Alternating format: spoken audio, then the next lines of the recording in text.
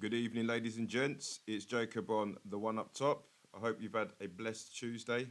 I've just got back in from work, so that's the reason why I got all this scarf and cloth on because it's freezing up north. But before I get into it, make sure you're doing what you always do: like, share, subscribe, and comment. Slowly but surely, I'm building a nice little platform. So love to you all, and whoever is new to this, feel free to comment and do all the rest of it. But I thought I'd do a midweek video. I'm going to touch up on a few things. We've got a massive game tomorrow in the FA Cup. But there's been a few things again that have popped up in regards to Tottenham. I don't think it ever goes a day where nothing's going on with this club. But the first thing I'm going to do is congratulate Daniel Levy. I'm only messing about. In regards to Tottenham's Skywalk being awarded the number one attraction in London for, entertaining customers. You know, get a trophy put up for it. You know what I mean? Stick it in our dusty cabinet, and that could be another award that nobody really cares about. I haven't been on the Skywalk. I know a few people that have. I guess it's bringing in a lot of money if it's one of the top attractions in London. But we all know it ain't going to go on the grass. But I was more concentrating on trying to get at the Tottenham fans that are going mad on social media platforms. Whether you're indoors, you need to just relax because I'm quite confident. This morning you would have seen the news about the Skywalk being awarded for that.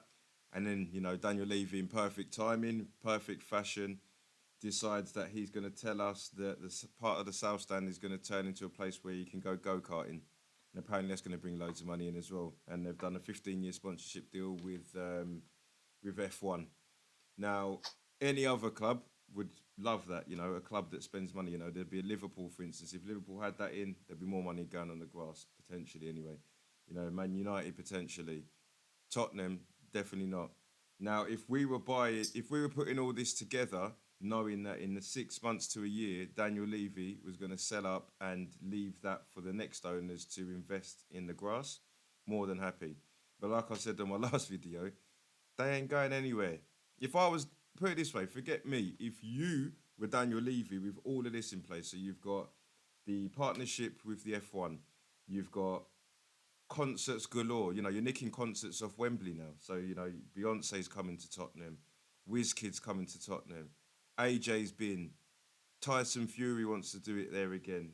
Skepta's coming up with a concert soon. It's ridiculous the amount of money that's coming in, and everybody wants to go to the stadium because as much as Wembley's bigger, Tottenham Hotspur Stadium is a nice stadium. It's just a shame that we haven't got a particularly nice winning squad to go with it, because if Daniel Levy was getting it on the grass, getting it right on the grass properly, everybody in N17's happy. Everybody that supports the club is over the moon. If you want to bring your concerts in and win on the grass, it's brilliant. But like I said in my last video, I'm not going to allow myself to get stressed over it. What's the point? I've got things to do in my life. I've got kids to look after. I've got food to go and get. I've got a career to build. I've got loads of stuff. I want Tottenham to do well, but I'm not going to allow it to destroy me. Where I'm seeing a lot of people on Twitter there, it's like they must wake up every morning and the first thing they see is Daniel Levy's bald head. Like, just allow it, man. You know what I mean? Like, for me, if you're going to allow for Daniel Levy and Joe Lewis and their activities and their antics to stress you out, in the nicest way possible, you're stupid, because they've been doing this for 20 years. If you're a Tottenham fan and you're 10 years old, I can understand why you don't get it. But, I'm a 38 years old. I know people that are older than me and they're getting stressed with what Daniel Levy's doing. But I'm like, you've known football longer than me and it's still stressing you out. It's still surprising you that Daniel Levy's doing these things. He doesn't care about what goes on the grass, because trophies are not what pays him. It's what, he's been given a pay rise and he's woke up in the morning and thought, I'm going to work even harder. So then him working even harder to a football fan would be, buy better players, do all this. Daniel Levy don't care about that. Daniel Levy is laughing at the minute. Every Tottenham fan's complaining, but we're in the top four. Every Tottenham fan's complaining, we're still in the FA Cup, we're still in the Champions League. He's looking at it thinking, what's your problem? And there's a lot of Tottenham fans that after beating Chelsea last week, You know, these are people that I see on Twitter that are constantly like ENIC out, Conte out when we lose, but when we win, I'm not hearing it. I'm constant, mate. Even, you know, if you look at the tags on my YouTube, we beat Chelsea 2-0. What's my hashtag? Conte out, ENIC out. Keep it consistent, man. But again, I'm not going to allow it to stress me out. I want them out, but it ain't going to happen. So you just got to get used to the fact and just cross your fingers and hope Tottenham do something. And that's how it goes. So, you know, if you haven't heard, you're going to be able to go go-karting. You're going to be able to go there and have a few beers, bit of food with the family, you know, and watch the game the next day. So if you're somebody that doesn't really care about goes on the grass and it's about the experience, then you're going to have a great time. You could leisurely go to Tottenham, go go-karting, climb up a massive tower, and then watch Tottenham. And if you don't, you know, there's a lot of fans that probably ain't even that bothered about the grass. They're more bothered about the experience. So there is fans that prefer the experience. They don't get stressed if Tottenham lose. They go home, life is normal. Sometimes I wish I could be like that, but you know, I try to keep it equal. You know, keep an equilibrium, keep it balanced. So if Tottenham lose, I'll be annoyed for about half an hour.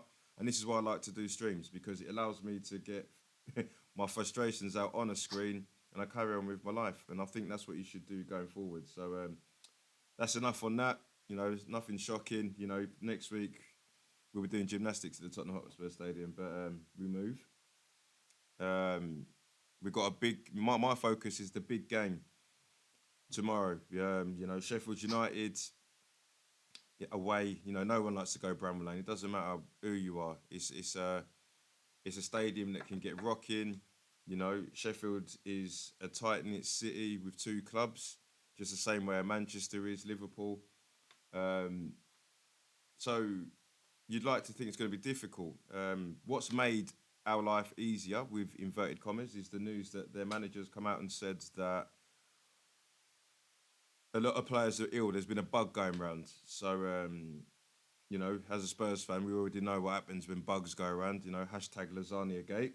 You know, when players get ill, things go wrong. You know, especially if it's key players. Now, I'm not going to sit there and act like I know the Sheffield United squad. I know a few of their players. You know, they've got Kieran Clark. You know, he's been one of their better centre halves this season, and he's apparently ill, so he can't make it. You know, they've got players like Ollie McBurney that went on a massive streak, beat up a couple of people, and then all of a sudden he's a goal scorer. So, you know, these are players. A couple of players that have played in the Premier League, and just like, you know, if we're not alert, we're not awake. Um, you could get picked off, but you know, if I'm gonna concentrate on Tottenham. Before I move on to that, I want to congratulate Antonio Conte for potentially getting manager of the month without being the manager. I don't understand like how that works. I think it's probably because you know, legitimately he is the coach. It's just someone standing in while he's ill. But Conte being Conte, I think he'd be the sort of person that'll pick up that award and give it to Stellini because Stellini's done a great job. There's news on the horizon that he's going to be out for a little bit longer. Stellini released that in his press conference, so that's made me smile. You know, no qualms against Antonio Conte, but I just think the players are a lot freer, and it feels like they want to do it for Stellini, and I feel like they want to do it for Conte while Conte ain't on the sidelines. Because when he's on the sidelines and he's shouting at people for not attacking, a pass goes astray, I think a few of these players lose their head. You know, I think the only players that don't lose their head are the people that have got the top level mentalities. You know, your Kanes, um, Kulusevski to an extent, Bentancur, Hoiberg. These are the people that when Conte's shouting at him, I think he makes better. But I think there's a majority of our squad that don't take well to his stewardship, you know, and especially on there when he's going mad and his wig's about to fall off. So, you know, long may Stellini stay in. I hope he's in. Well, he's going to be in for tomorrow. I'll personally hope he's in, and you know, if he can do well and get us through the FA Cup, through the Champions League, if Conte's got to come back, we all got to accept that he's got to come back. But if Conte's doing this, and you know, in which is what I hope, and he's staying in some mountain in Sicily and just waiting for the Juventus job, you crack on, man. You sit there, eat your olives and your grapes, and get fed whatever you get fed in the hills, because I don't really want you here if you're not going to sign up. You know, he's not going to sign up. I think this is a nice way of them saying, he's not going to be here. You chill out. Stellini takes over, gets the plaudits, and knowing Tottenham, he'll go and get the job on the permanent if he sees out the rest of the season and gets top four. But yeah, going back to the game tomorrow, in regards to personnel and who I want to see, for me, we can't take this competition lightly. We should be taking this game as seriously as we did the Chelsea game on Sunday. You know, beggars can't be choosers. We're starved of success. Like the last time Tottenham won an FA Cup, I was 6, and I don't remember the final. I remember watching Paul Gascoigne on the telly, but I can't honestly say I remember the game because I was 6. I was only understanding football. I was watching it with my old man and my uncles, and that's the reason why I support Tottenham. It was that campaign. I watched one game, and that was it. But if we're going to take it serious, you can't be playing. I don't want to see no Davinson Sanchez's. I don't want to see. I just don't want to see players like Tanganga and all these guys. Like I don't hate them, but if we're going to take this cup seriously, I don't want players rested. If you're going to do something where I don't know, you might change a Ben Davies for a Perisic or something just to freshen it up or anything like that, and cool. But for me, I think we need to go out with the same lineup that we did against Chelsea. And if we're comfortable in the game, we're 2-0 up, 3-0 up, let's say. Not saying we're going to be, but if we are, bring in a Pedro Porro to take Emerson's role. Bed him in slowly. Perisic been on form for a bit. Let him come in. Son, give him another appearance off the bench and let him do his thing. Or, better yet, if you need to, bring Son into the game, sorry. You know, Richarlison can do a half-hour job. Danjuma, I'd like to see play. I don't think he's been given a chance. Kulusevski, I think he could do with the game on the bench. As much as you want to rest Harry Kane, you've got to play him. Simple as that. It's like Man United and Rashford. Man United are smacking it up, and they probably know Rashford needs a rest, but Rashford's undroppable at the minute. So it's the same with us and Harry Kane. He's scoring goals. No one's really talking about Harry Kane and what he's doing this season because of what Haaland's done, and better yet, even what Rashford's doing. But the mad thing is that he's scored more goals than Rashford, and he's probably got more goal contributions than Haaland. So, I'd rather no one talk about him too much because, there was a big hype around him being sold. It's gone a bit quiet. He'll probably, pick itself up again in the summer. But we've got to focus on the here and now. If Harry Kane was to be here and win a trophy and leave, I'd wish him all the best. But if he was to win a trophy, that might make him think, oh, I want a bit more of that. So it's a win-win across the board when you win trophies. You speak to I've got fans that, you support Man United, they support Arsenal, they support Chelsea, Liverpool. They know, winning cups is a great thing. Man United fans 10 years ago would have been calling the Carling Cup the Mickey Mouse Cup. I had all my friends calling it the Mickey Mouse Cup when Tottenham were doing well, but they're happy to admit that they won the Carling Cup. It's give them leverage. It's helped them understand that Ten Hag is doing the thing there. And, when he gets backed, whether it be the Glazers or the Qatari boys, Ten Hag is arguably one of the best coaches in Europe at the minute and arguably up there in the league.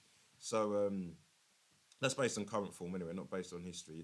People are going to start chucking Pep and Klopp at me. I know they've, done a lot more in the game, but right now I don't think there's many managers that you'd walk past and say I don't want him over Ten Hag. Brilliant coach, but I'm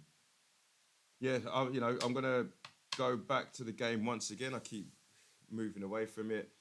I think if we're gonna make changes, fair dues. But I think top four, we can you need to just put that to the side for a second. It's one game at a time. We've got Wolves. It's going to be a difficult one next week. But I think we focus on Wolves when it gets to Thursday and we've got Sheffield United out of the way. So I'd like to see a strong lineup. There's players like Davinson Sanchez I wouldn't want to see. Tanganga, people that are on the transfer list right now. As a Spurs fan, as a Conte, Patrici, Levy, we know that they're surplus to requirements. Don't play them in these games then. So I don't want to see a Sanchez. I don't want to see Tanganga. I think that they probably go as far as that. You got Emerson Royal, who's putting up trees at the minute. I want to see him starting every week at the minute. But if not, Pedro Porro needs a chance. But this gives the Leicester vibes. I don't think Pedro Porro needs to be chucked into an away game at Bramall Lane. no offense. He's not used to the long throws and the directness. You know, he's going to have an Ollie McBurney standing right next to him the whole game, winning headers to get goals that way. I don't think he's ready for that. Um, Possibly a Wolves game. Try to play football to keep the ball on the floor. You know, be a bit more of a tactical Premier League game. So if you're going to give him a good start, give him a start there. Um, so you know, it's up to Stellini now. I trust him. We haven't conceded any goals under his stewardship. Correct me if I'm wrong. We've scored 7 goals without return. You know, we beat a Chelsea team that hadn't conceded any goals, and it's one of those. You know, if we had Conte, in hindsight, it's a wonderful thing, but we probably would have lost 2-0, and with Conte being there, it's just one of those at the minute. So yeah, I wasn't feeling too confident about this, but after the way we played Chelsea, if we put out a strong lineup with Sheffield United having key players coming down to illness, I'd like to think we're going to win. But we all know when the FA Cup sprinkles its magic, someone's going out. You know, we need to get through to the group. You'd want to avoid the big boys. There's still a few big boys in the competition. You know, Man United are playing West Ham on the same day. Man City, I think I've got Bristol City away this evening. You know, I think they might have kicked off just about now. Leicester are at home to Blackburn, I think it is. You know, these are the games where you think Leicester are going to win, but Blackburn are on a challenge for promotion. So, you know, these can always be banana skins. And I think whenever Premier League sides rest their big boys, that's when the banana skins come along. You won't see, you know, Man City have got a squad full of big boys, so they'll just probably make light work of Bristol City. But I think we need to take it serious. So if I was gonna put my head on it, I'm gonna go with not a boring 2-0.